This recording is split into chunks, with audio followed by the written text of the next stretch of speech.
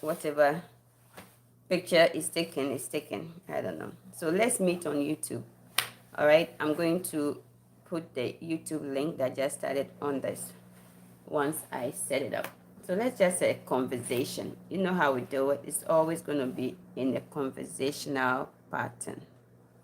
All right. Good morning. Hope you all are doing well. Welcome back to Apple Worldwide. If you are new here, I encourage you to follow the page. I encourage you to head on to my YouTube channel and like my YouTube video. And also, is it not there yet?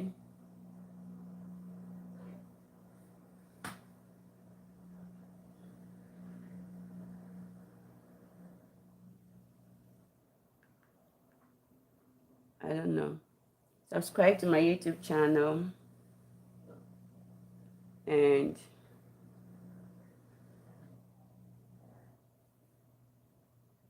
okay.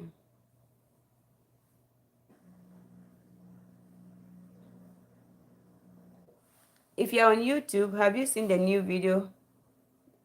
I haven't seen it. Thank you.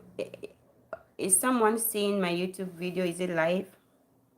Because I don't see it here, so I can set it up. I don't see it too.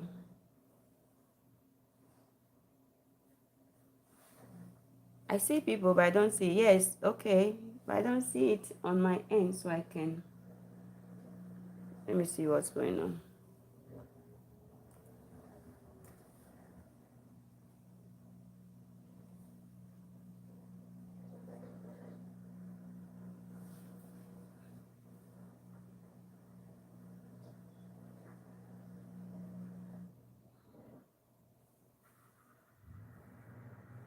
Sorry, guys. I thought I would just come in and hop on and get it started.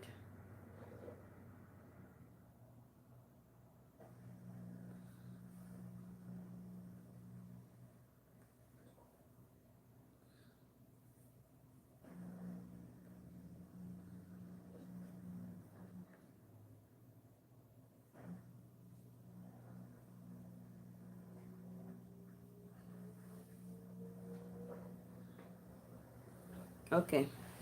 I think it's on now. I can see people, 5 people. Kindly like and let me mute this so I can look on here if I need to look up something and we are not. But thank God I have the Facebook page, so I have to. We should be good. Yes, guys, if you are on Facebook, join us on YouTube. We are going to host this show on YouTube. Good morning, Shira. Good morning. We are going to host this show on YouTube. Okay. Thank you guys for coming. Welcome to Power White. My name is Mamliko Godwins. I am a psychiatric nurse practitioner. I am a single mother of 2 boys. And yes, I am a proud divorcee. And I bring you content related to divorce, systemic injustice when it comes to the family law court, parental alienation, mental health, you know, and trauma. We focus heavily on trauma and coping and how people can overcome it. Once you hop on here, kindly like the video, kindly share to your WhatsApp groups, your Facebook groups, and let somebody benefit from this morning's episode. All right, I appreciate you coming.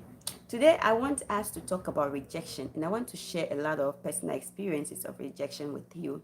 And I want to tell you how you can deal with rejection and also a clinical perspective of rejection. Okay, that's what we're talking about today on YouTube. So, hello, hola, adios. We are saying goodbye to Facebook. Join us. When we finish, we'll share. I'm going to share the link actually. When I hang up now, I'm going to share the link here. And I'm also going to put the link in this video's caption. All right. I'll see you when you get to YouTube.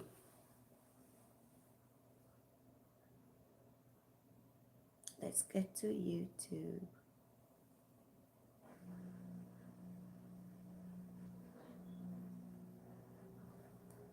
Thank you all Apple lovers for showing up.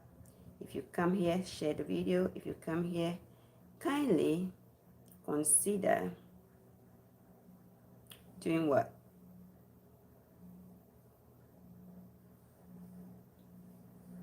Consider sharing for us. Okay?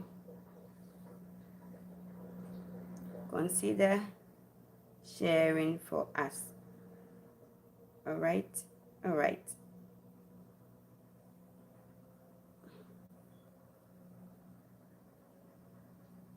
Consider sharing and consider liking and consider. Yeah, I shared a certain picture on Facebook right now, but I'm going to delete it. I just needed something to share the link to. So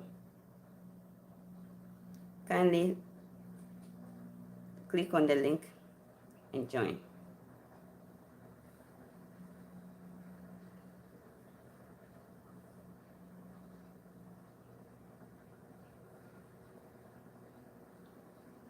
Okay, I finally can share it directly. Okay, good.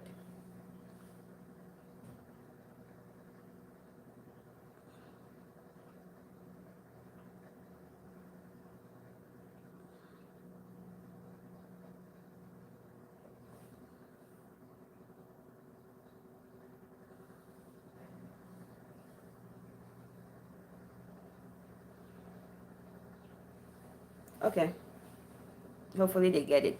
So what I want to talk to you today about is rejection. And I want you to know that life is full of instances where you will be rejected. But it's how you deal with it, how you handle it, how you look into the future that matters. Our children deals with a lot of rejection in schools, a lot of rejection in society. They go, you yourself, you feel rejected when you feel like, oh, I'm taking an exams, I'm aiming for an A, by the time you see you drop to a B, that brings you rejection. It brings you a sense of rejection, a sense of inadequacy. We also have instances where your child will be competing and want to be selected for a basketball game or basketball activities and end up being what? Rejected. And you ask yourself, how does this happen and how do you help your child to deal with such an instance? Such an instance. What do you do in such an instance? you know. Then we also have instances where you've been through divorce, I'm been through divorce, I'm going through divorce, and society rejects you. You are not capable of joining the divorce gang association.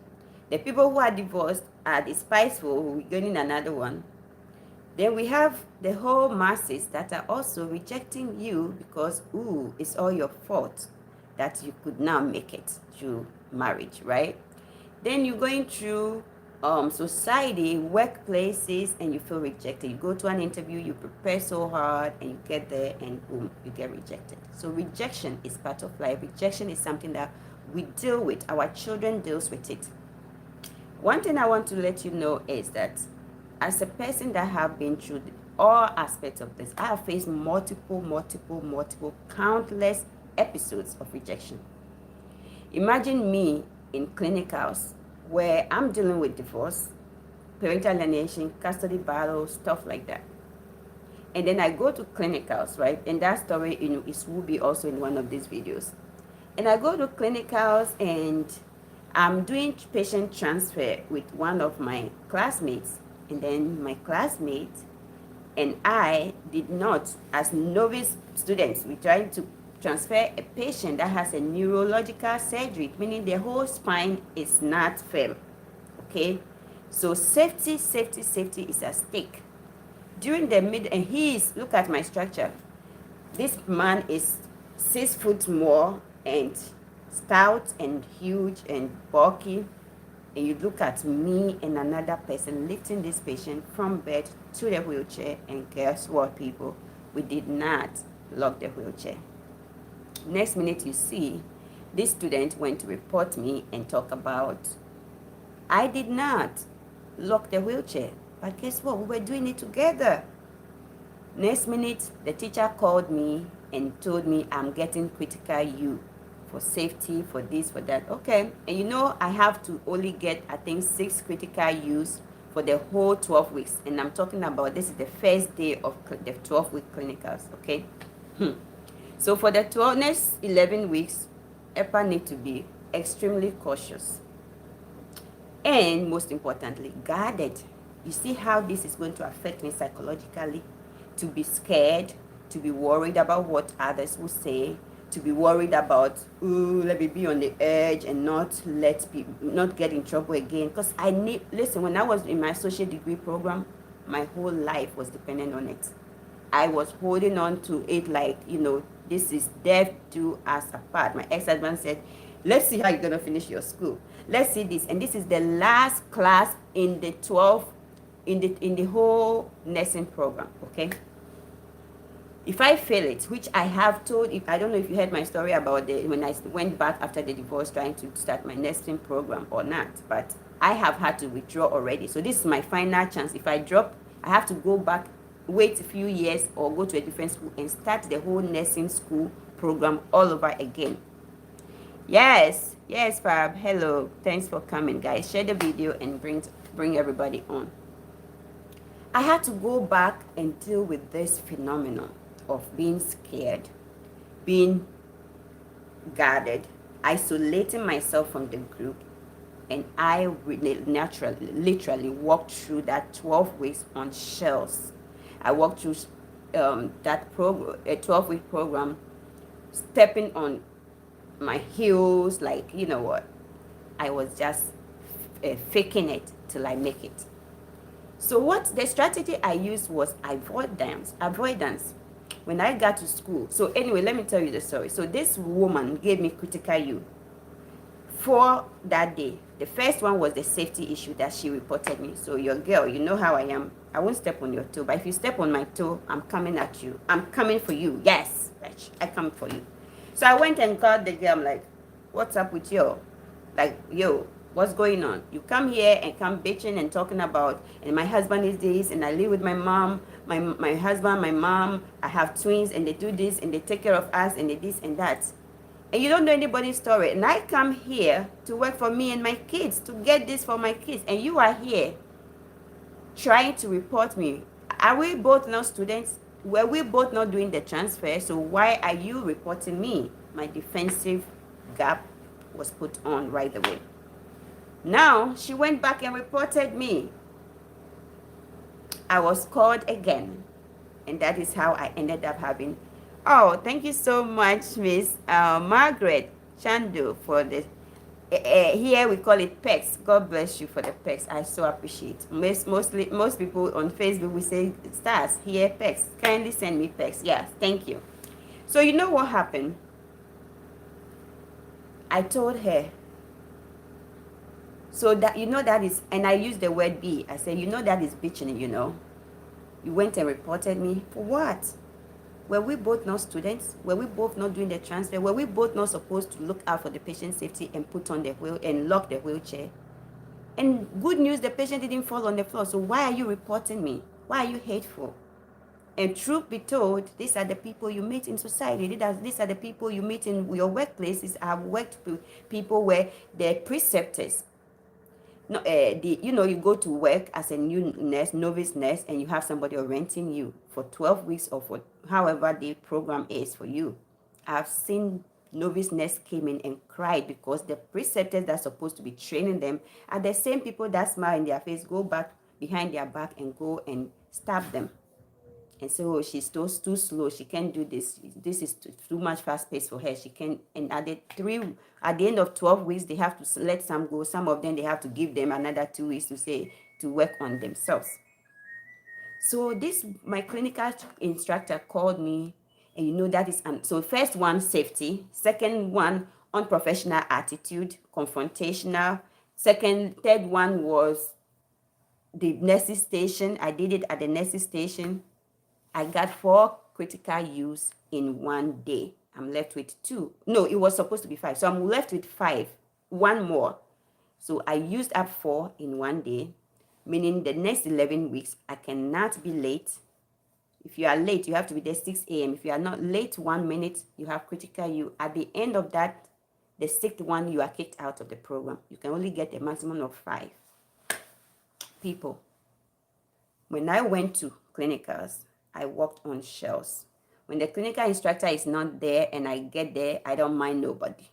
When the clinical instructor is there with them and I get there, hi, good morning. So then learn to know that this girl is fake, right?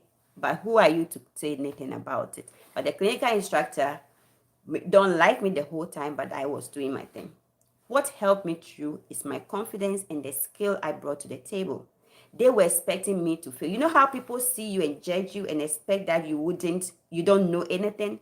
Meanwhile, I came into this program as a nurse, as a licensed practical nurse. I know how to do G-tube. I know how to do the colostomy bags. I know how to change wounds. I know how to do this already. This is what I do for a living. So I came to clinicals. Next minute, they gave me another patient. They gave me G-tube patient. I know how to check placement. I know how to check residual. I know how to aspirate and check, all those things. I know how to. They gave me this patient. They are expecting me to fail at it. Share this video, bring people on and like this video. Thank you. And send me perks. Yes, thank you. So I came, they gave me one day, they gave me all these heavy patients to take care of. Good news is Mamle came on board with the skill already. Now everybody was expecting me to fail at it and stuff. Next minute, everybody's looking at me. Ooh, she come walking out here like she's so confident in herself, like they're expecting me to fail. And when I get to take care of this patient, they get shocked. So they started asking questions among themselves, like, who is she? Like, but again, I was quiet and I was faking it till I make it. Because I'm not going to come and tell you who I am or be playing with you for me to fail. This is my last chance of finishing this school and shaming the devil and my narcissist that is biting me in my own skin that you don't know about. Next minute, I came to clinicals again. I was giving a trach patient. Girl, I have to do suctioning. I suction this patient. I have to change the cannula. I have to change the Shiley. I have to talk about the speech valve. I have to do all the dressing change. Girl, if I wasn't an LPN, I would be doing what? Being at their mercy, which they don't know to teach me, but I will be at the teacher's mercy. So the teacher and some other teachers one time met me. So now we got to midnight. So now everybody comes to next minute. They started giving them to this patient after me. Mine started from the first week, second week, third week. You see how the teacher set me up for failure without knowing my background? Rejection, people. Rejection, fighting to fit in. So I finally went to, I made it through. Now everybody, when they get them patients like that, oh, Karen, how did you do it? How? And they come in panics. And these are the same people that were hating you and feeling like because of your persona, because of your dressing. I tell you guys, you see me going up and down looking wretched in my nursing uniform now, right? I wish you know me when I was a nurse assistant.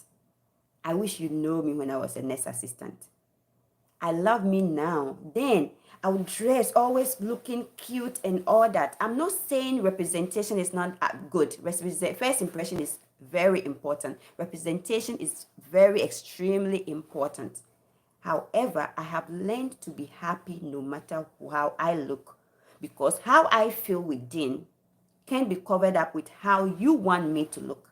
Me dressing and me putting on the makeups, me looking how society wants me to look, me looking how my belly is tucked in and all that and looking all sharp. It is the public representation of how we want others to look, to feel attracted to them. When a man see you and they'll be attracted to you, they get attracted first before they even want to start talking to you. Your outward look. So that is important. But I've graduated to the point in life where, how about I give you the outward presentation and I couldn't keep up afterwards? Would you still accept me or you will reject me? So finally, we got to meet them. And this woman and another preceptor saw me in the school, clinical instructor saw me in the school. And they, oh, you still here? That is rejection. They think because of how you are quiet, why you don't answer questions, why you don't raise your hand, you don't fit in, you don't know anything, you are inadequate to be there, right? And then one started asking me questions, pathophysiology and anatomy, like to see how my understanding is. It was cardiac. We were going to start cardiac. Then started asking me the valves, the chambers and all that. And I started talking and she asked a question and I said, well, because they are not compliant with regimen, that can happen. But this is, then she was like, Well, use your words. You don't talk. You don't say. So, so I went through that program with even preceptors expecting me to fail because I am not deserving based on my outward presentation. And that is how life is. Then I came back to EPA Worldwide, right? Rejection, rejection, rejection. Talking about the rejection I had to face when I became a single mom or a divorcee. You go to churches and people that are married in the church feels like you are not deserving. I'm a person that keeps to myself. I'm quiet, but they look at that to judge you. You are inadequate. You don't fit in, or you even coming for their husbands. People judge you based on you staying by yourself, they judge you. You associating more, they judge you. You cannot be yourself. Society want to condition you to not be yourself. And that is what our kids go through and deal with. When these things are happening and it's so long of a period of time, in marriage, betrayal, we have trauma rejection. We can talk about that as a whole. Like I say, we have different things. But today I want to give you a general aspect of rejection and how it affects you. Then we have trauma rejection. Then we have something called rejection sensitive dysphoria. Rejection sensitive dysphoria is a disorder, it's a mental health disorder that can be, if you are not careful, you will misdiagnose it. When we did specific phobias in anxiety, right? This is something that can be looked at as, if you have rejection phobia, a sensitive phobia, that's something that people will misdiagnose it as a social anxiety, because constantly you are being rejected. So you will not want to, you feel like you are inadequate. You feel like you are not good enough. You feel like, so guess what? All this psychologically happens to you. You start to internalize. What is wrong with me? Just like they gaslight you. Narcissists gaslight you due to rejection from many, many people in society, your workplace, your friends, and everything. They feel like they are better than you. Eventually, you can withdraw. You can internalize, you can withdraw. It makes you question yourself a lot. And as a result, withdrawing means you're going to end up in isolation. You don't want to be around people because you feel inadequate. You feel like they're going to judge you. Your body, they body shame you, so you feel like you are not adequate. You are not good enough. So as a result, what happens? You start becoming anxious about going out. You start having concerns about going to a public event, going to a social event, going to family parties, gatherings, things. Because, the way I talk, would I talk enough like how people talk in public? I'm not good when it comes to public speaking. Every time I open my mouth, somebody is looking at me like, oh, is she okay? Did she think about what she's saying before she said it? So eventually you start having mental health issues that are compared to anxiety, social phobia, personality issues. This is because of your feeling of inadequacy that people project on you, that people make it seem like you are not good enough. So when we talk about rejection sensitive dysphoria, what is it? And they said that it is when you experience severe emotional pain because of failures or feeling rejected. You understand? When you see somebody like that as a clinician, as a health provider, you make me think, sometimes you think they have anxiety, like I explained. Sometimes because they are withdrawn, they can't get out of bed, they can't come out. Sometimes they have agoraphobia. You would think they have agoraphobia because they are always indoors. They don't want to come out. Sometimes also you think they are depressed. So if you are not careful, you can give them all these diagnoses. I hope that you are liking this video for me. And if you are new, you subscribe to this page, okay? And share the video. So you see how this rejection can be embedded in a lot of mental health disorders as a result of you rejecting somebody's association. You making somebody feel little about themselves. You making somebody feel like they don't even fit in your company because you are here. They are nothing. They don't deserve this friendship. That friend, those friends with triangular friendships. This one's friend is this one. This one friend is this one. Friend introduce you to that one, and all of a sudden, all of you are supposed to be friends. And guess what happens? Some become cliquey, and you become singled out. When your issue comes, they both talk about it.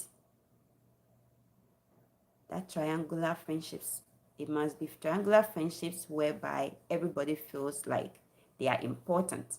If you feel like it's affecting your mental health, you cannot be there because these are things that can affect you, your self-confidence, your self-esteem, and make you question yourself. When this becomes so intense, that is how it becomes sensitive, right? Hi, Doris. It becomes something you call sensitivity. You become sensitive to it. That is abnormal. Dysphoria is what? Fear of rejection. You are sensitive to rejection. What happens? What happens when that happens? And we talk about, it is two things that causes that. Either people did it so long that it becomes a thing that you don't feel adequate about yourself, or you actually do what? You actually feel incompetent, right? You took an exams and you feel incompetent, and you feel like you are a failure. You constantly fail, so you cannot even hold a public like a debatable conversation with people your age or your profession category. People from your profession, you cannot confidently meet them and have a discussion, intellectual conversation that has to do with them, right? Hey, USA. And where else do you come from? OX. You see what I'm saying? So these things, like I'm saying, can cause a lot. The difference, however, is that rejection is different from depression.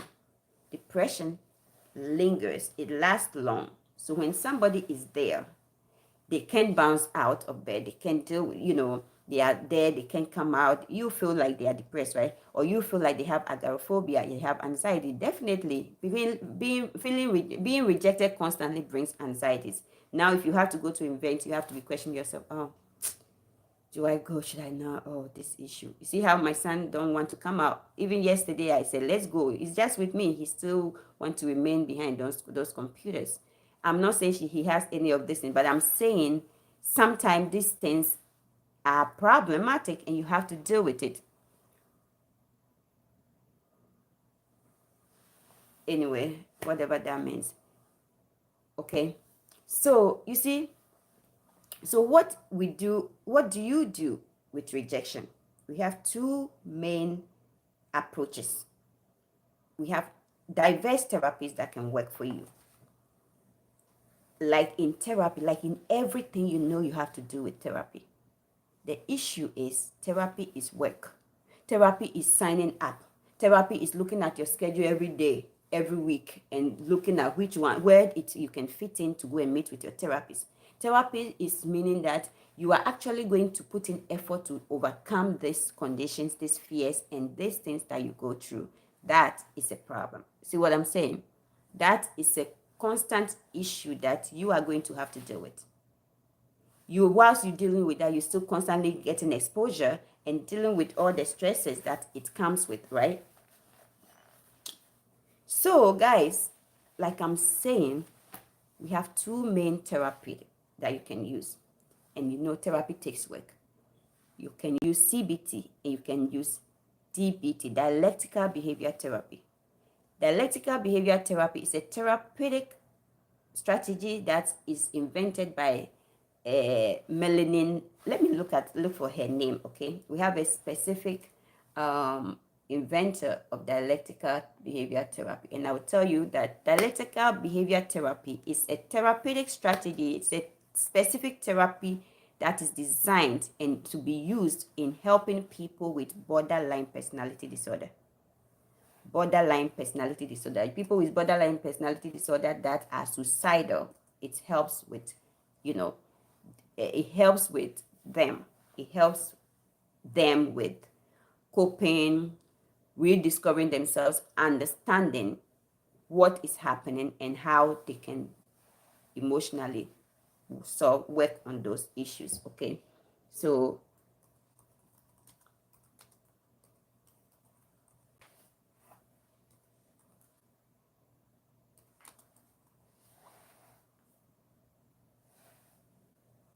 okay, so I said Melanie. It's not Melanie. It is Marsha Lenihan. Marsha Lenihan is the Marsha Lenihan is the inventor of what? Dialectical behavior therapy. Okay, so since we are already there, let me tell you what dialectical behavior therapy is. What is dialectical behavior therapy? Dialectical behavior therapy is an evidence-based. You see, I always deal with evidence-based. Let me put on my glasses so that I don't know if it's a good idea or not, because I won't be able to even clean it. I don't want to get up from here. I don't have the cleaning agent here with me. So let's get it on. Let's see how this works, guys. Yeah, so dialectical behavior therapy is an evidence-based psychotherapy that began with efforts to treat personality disorders and interpersonal conflicts. Interpersonal conflicts are conflicts that you are dealing with yourself.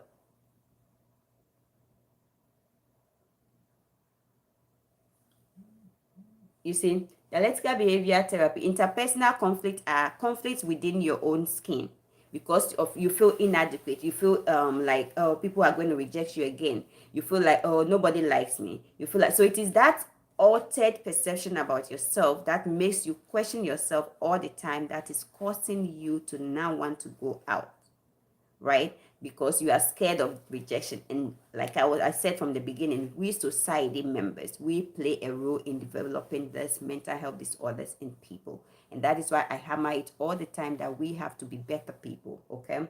We have to work hard to be improved, to improve in the way we treat others. We have to always question ourselves. Would I like somebody to do this to me? That's why I always talk about, I practice civility. What do you practice? What are your beliefs? So honestly, the work starts with all of us beginning to do better by ourselves and by others.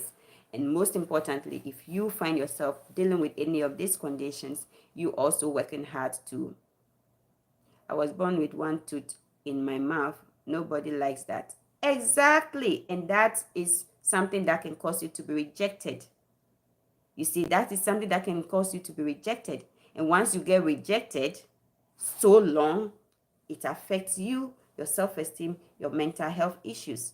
You start to feel, do I fit in? How would people think?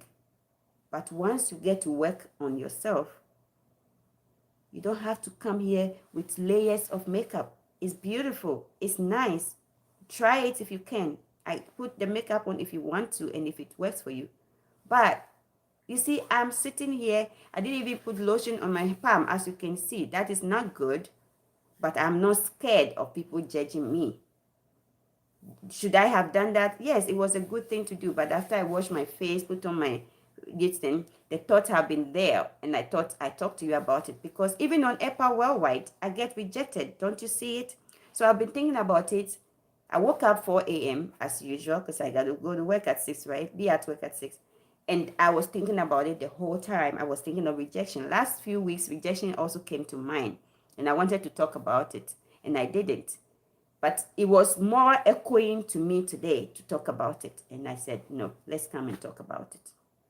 You see, so dialectical behavior therapy helps you to deal with your internal battles and the altered cognitive processing skills, the things that you are thinking, the conflicting thoughts you are having about what people are thinking about you, that probably they are not, and about yourself. Am I good enough? What is this? Those are the things I'm talking about today. So you see, it is evidence-based approach. And you say evidence suggests that dialectical behavior therapy can be useful in what? Treating mood disorders and suicidal ideation. The main reason they use this for suicidal ideation, for borderline personality people, is because they have this component. They constantly telling you they are suicidal when it's necessarily not. Okay, they are necessarily not suicidal. They use it to manipulate. You know how borderline people is. When I send, I schedule classes, pay and join. They are not expensive. It's going to be anywhere from $20 to $25. Pay and join. Let's learn about borderline personality disorder, and you can see how some of your kids have these traits because they are very manipulative. They emotionally blackmails you. However, if you know about this therapeutic, there's another therapy that I know of that is great. But you guys know I'm not a psychotherapist. I'm a psychiatric nurse practitioner. Okay, meaning I know therapy. I treat people with in therapy, but I prefer to focus on medication management. I do assessment, diagnose, and give medication. That's my goal. Okay. We do have another approach, okay, as well as, okay, so it treats mood disorders, suicidal ideations, as well as for changing behavioral patterns such as self-harm and substance use. These are all the different conditions that dialectical behavior therapy can treat. I needed the session today. God bless you. I'm so glad that you needed it. I'm so glad that it's beneficial to you. You understand? So this is important. Dialectical behavior therapy is an approach that is used in treating people with rejection sensitive disorder, or if you have dealt with so much rejection in your life that you feel like a lapse in part of recovery. Relapse is part of recovery. Yes, relapse is actually the sixth stage. Okay, relapse is you're absolutely right. It's part of recovery. You understand? And we have stages. Anyway, let's stay focused. But that is a whole topic. Relapse is a whole topic on its own. When we want to start talking about substance use disorders. Okay, and even in just health itself. Look at you are coping with, even you coping with cholesterol issues, right? You are taking your statin drug, then you just thought, oh, I can handle this on my own. Then later on, you stop taking it. Oh, I'm using diet, I'm using diet, I'm using diet. Next minute, you go to your doctor and you've been disappointed. I have dealt with that many times. So relapse. Now I am. You guys can see. I may miss my vitamin one or twice because maybe I am working at night, and since I know that sometimes I take it in the morning or in the night, or it depends on my schedule. So but I've been trying to stay consistent with my vitamin, because before I started doing this few months ago here, you guys know, however, you did great, and don't let nobody make you feel less of yourself. Absolutely, absolutely, Mr. Liz, absolutely. And I know that all of you are wonderful. You guys are wonderful people. That, like, I cannot request for a different crowd than I have. You guys are awesome. You guys are supportive, and I love you guys for hanging in there with me. I need to diet. When I turn my head, my whole body moves. See that? These are inadequacies that you feel about yourself. But the worst of it is how others make you feel about that. How others make you feel like that is even worse. You see the thing? So one way of treating that rejection and rejection sensitive disorders is that I have had to push myself to get back to the gym.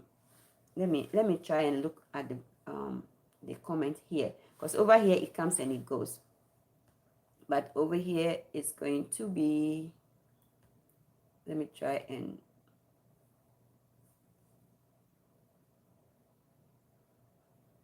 watch it on the computer so that I can.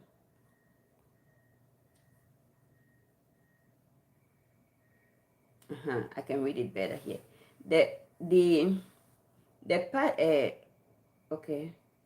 Oh, okay. I have had to push myself to get back to the gym after missing couple weeks. You see, relapse. You see how relapse goes. Due to fear of rejection, years of endurance, I am doing my session whilst listening to you. Wonderful. Wonderful. So today is holiday in most places, especially in Maryland. I don't know about other states. But she's in the gym whilst listening. And you see how rejection feels. Rejection can cause people to not want to go and do what they love to do, to not want to work on themselves, to not want to go and enjoy pleasure and association and things. But who is playing the role? You and I.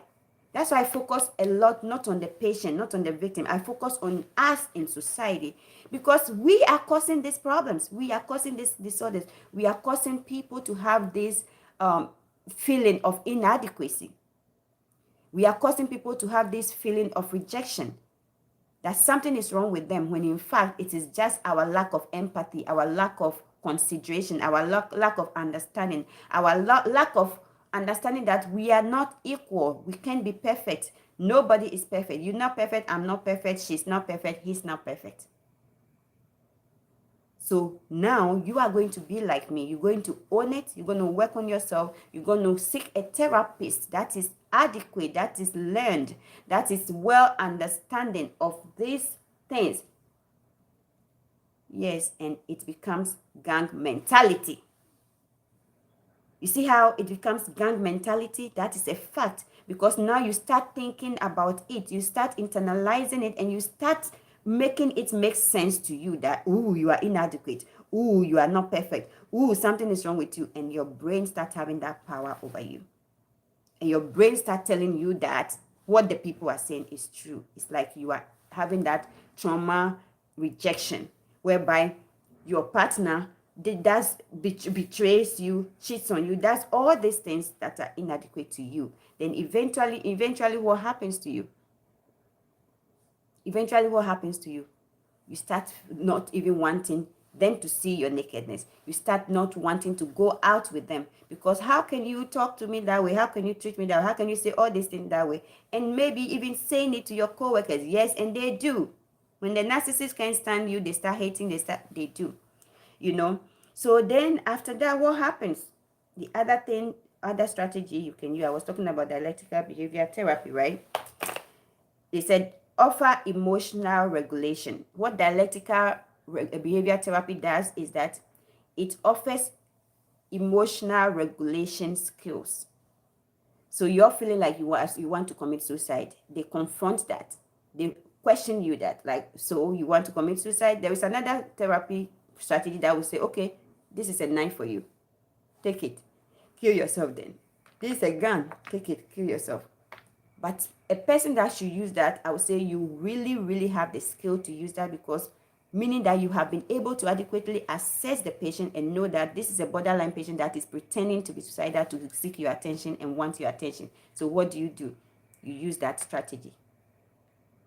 Soon as you tell them, quickly, they walk away. Like, really? So you don't care?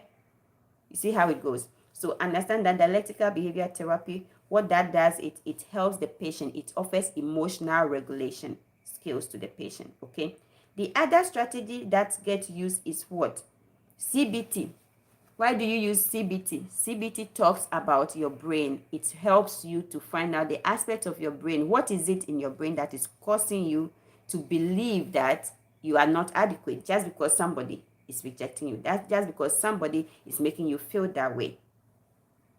It is the person. It's not you. How you feel, how you think about yourself is what matters. So CBT helps to work on that aspect. As a result, it affects positive behavior, meaning that the inadequacy you feel, now that your brain is telling you, no, you are actually adequate. Yes, I'm better. Yes, I'm beautiful. Yes, I'm good. Yes, I'm just fine however I am. Now you see my behavior. I don't show up with my makeup. I show up makeup if I want to, right?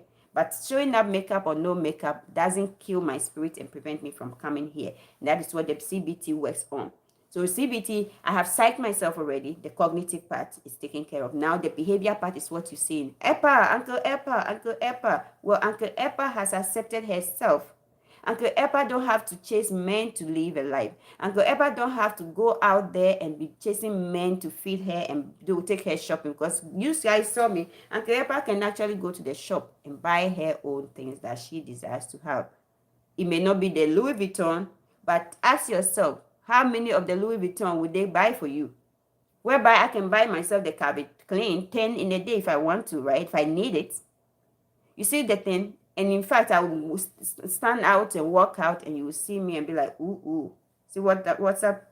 So yes, that is how it is. So the cognitive behavior therapy works on your thought tracking. Maybe we should talk about what thought tracking is in some time. Thought tracking. Then play out. It helps you also when you track your thoughts. Okay, but is that real? That's what they think, right? This is what she said to me. But and I was internalizing it, but really, is that true? And now you stand in front of the mirror, like I tell my son who was bullied and told they tell you you're ugly. You look at my son. You're telling my son is ugly. Look at my kids. Where is the ugly in my sons? I know he's my child, and we have kids that are ugly, but it's my child. So if my child is ugly, do I have to? So everybody's child is beautiful in their own eyes. No matter how ugly someone may see them, they are beautiful. But in this case, my son is not ugly, right? So you're telling me my son is ugly. What you would say someone is ugly is maybe a child with deformity, right? When the child has a deformity, which is a problem, which you have to provide support. You have to nurture the parents to not feel bad about it. And you are going to call that child with a deformity, with a disorder, that they are ugly. And you think God will not come after you too. You bring curses to yourself based on how you treat others. That is, I want to keep it simple so that we can finish this because we are almost done. You see, so playing it out to the end. So after you start thinking about it, so is it real? Is it true? What is not true about it? What is true about it? And eventually, you start positively changing the way you think and changing how you look at things and changing how you respond to things, meaning that the behavior part starts showing, right? So two major things you can do when you're having rejection or you're feeling rejected is seek therapy. Therapy is work. Because therapy is work, sometimes medications work. And two major medications that works, that I have used one over and over again, and I had success with it. Patients will come and tell me that, oh, because of this medication you gave me, this week alone, last week I had one, but no, last week I had two. This week, we just started this week yesterday. So last week I have two patients. One of them told me that, oh, since they started using this specific medication, now they can go out. Now they don't feel, they used to struggle to come out of bed or play with their kids, go hang out, go to their wood shop and do woodwork. They love woodwork. But now with they used to not be able to do that. They used to, now I can go to the store without feeling scared that everybody's looking at me or this or that. That medication is clonidine. Clonidine is an antihypertensive medication. It's a medication that they use to treat blood pressure. However, this medication is an off-label medication that is used to treat insomnia and anxiety, and it is proven to be very effective. I have had so many successes with it, prescribing it to some patients. Other medication that people use, it's a medication that they use for ADHD patients, but it's called Intuniv and tick. You use it also for treating tick. It's called Intuniv, guaifenesin. I haven't used that much to tell you the truth, but I know its function. It's used to treat ADHD, and it's also used, research is saying that it's been very effective in treating rejection sensitive dysphoria. Okay, so yeah, this is all I want to talk to you about today. So listening to me, I hope that helps you to go back and change your ways, change your life, and make sure that you are treating people that you come across more meaningfully, with passion, with empathy, with sensitivity, with the ability to, guess what? Be kind. Be kind to people, because as you heard from me, feeling rejected has been part of my life, all my life. But do I feel rejected? No, because myself, I have accepted myself. So that is where it starts from. One thing you should do also, accept it, that acceptance is for you and also for the person. One way to look at things is that when you are accepting, accept that this is how they see you. That doesn't necessarily mean that this is how you see yourself. So don't bear grudge with somebody rejecting you because you feel like they are rejecting you and you get upset. You go through the fear, the anger phase and all of that. Look at it like, accept that this is them, this is their opinion. So they are entitled to their opinion. And I'll tell you a similar example. I don't want to make this video long. We are getting to 1 hour already. Look at somebody telling you, one time I was dealing with something in terms of family. You guys know, Then my friend told me that, well, you cannot force your mom or your siblings to look at you the way you want them to look at you. You know that is important. As harsh or that may sound, it's actually the fact. You cannot force people to see you as a good person. You cannot force people to see you as an intelligible person. However, what should work for you is that I have accepted that that is how you see me, but that's not how I see myself. And it's okay. The way you see me is fine with you. It's fine. But how I see myself is what is important. You see what I'm saying? And one of the things you can do to help you boost that spirit in you is self-improvement, self-development. Sign up for classes that will improve your skills, your abilities, your way of life, your quality of life. Somebody thinks you are nobody, right? But then they see you outside. You're like me, I'll go to work, they will be looking at you like, oh. But by the time one of them tell, oh, this one, she's a nurse practitioner, then you see.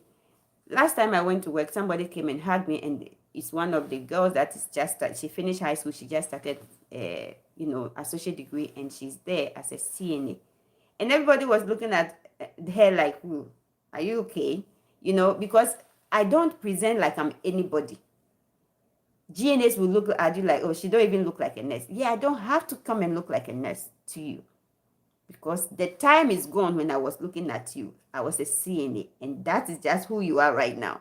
But once you come to my level, you're probably going to be thinking, yesterday, Jessica that joined our life, you saw how she looked, right? She's coming from the office to working as a nurse practitioner too. She just started working as a nurse practitioner. She was a L&D nurse for years. She just went. You see, was she looking like how these nurses look in their uniforms and have the stethoscope? No. When you are nobody, you always want to present like somebody. When you are somebody, oh, you see how it goes. So always accepting that the way people are rejecting you because of their perception of you. Is that how you perceive yourself? That is also very important, and that will help you with your self-esteem, your confidence, and not to worry, and help you practice the act of not giving a fuck. Practice the act of not giving a fuck, right? And that's how you're going to be fine. Accepting that this is an issue, accepting that these people are rejecting me, and that is their way, that's what they think. It's how they think and how they perceive me, their perception, that is making them reject me. However, it's not necessarily how I look at myself. All right. Thank you for coming. So if you haven't learned anything, you learned that CBT is a way of treating, it's one of the therapeutic ways of treating rejection. Dialectical behavior therapy is one of the ways. So CBT works on the cognition and the behavior. Dialectical behavior therapy takes it another way further, the emotion aspect. The dialectical behavior therapy handles the emotional aspect of how you feel the rejection, about the rejection. Okay. And there is something, an approach I also forgot to tell you, which is where is it? Which is in DBT, you also practice HALT. What is HALT? How are you feeling? So basically, you are thinking about how you are feeling, right? The HALT, okay, these people are rejecting me. So how do I feel about it? So a strategy you can use is using the acronym HALT. What is HALT? How do I feel? H means hungry. So how do you feel about it, right? I feel like I'm hungry. I feel angered. I feel rejected. So the emotion, this is what the dialectical behavior therapy does. The dialectical behavior therapy deals with the emotion. How are you feeling about this rejection that is causing you to not want to associate with the person again, that is causing you to want to leave the person's company, that is causing you to want to stay in your home and not come out, that is causing you to not want nothing, to be isolated, right? So the feeling, angry, right? Lonely, tired. So DBT, dialectical behavior therapy, deals with the emotional aspect of you feeling rejected. A good therapist is important, and you accepting that you need help and also accepting that this is how they think. I can't change that, but what can I change to still exist in the world of where people expect you to not exist? That's just the point of today's video. Thank you so much. Let's hang out and remind them on Facebook to come here. Okay? Let's make them come here and watch this a little bit. Okay? All right. I love you guys, and I'll see you on Facebook when I do. How do I do this? Oh, thank you guys for coming too. I really appreciate you guys. Margaret, thank you so much for the perks you gave me. God bless you. Guys, I truly appreciate your association here. God bless you. We need to know how to log out of here. Okay, I think I've seen it. Yes. Take care.